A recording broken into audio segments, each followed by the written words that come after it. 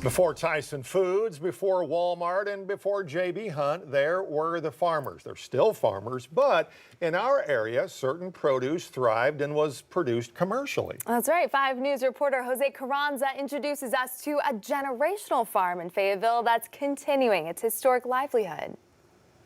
My great-great-great-great-grandfather, George McGar, was the first European settler in northwest Arkansas, and he was credited with the establishment of the city of Fayetteville in 1828. Our family's been here and farming the area ever since then.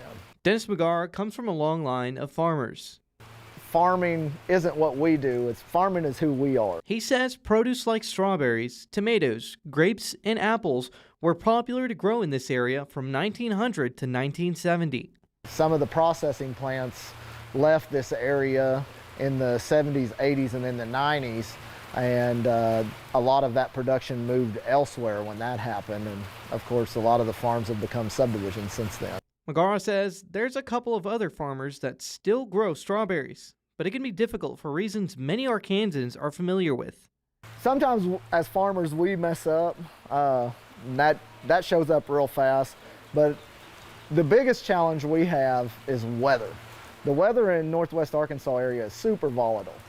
You'd be right to assume that lots of rain and water are good for plants, which McGar says it certainly does for some, but not for strawberries.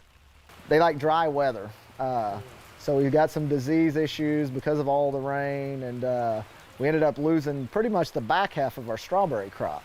So, I mean, it's always something. We always hope what got us last year doesn't get us this year. But despite the hardships the McGar family face, including Dennis's grandfather, in the winter he'd work at the chicken factory if it was a rough year. So that way he could keep the farm and keep it in our family and pass it from generation as it has. They'll host a strawberry festival, rain or shine. We're going to make it an annual thing. If the weather doesn't cooperate, well, we're just going to do our best to adapt and overcome.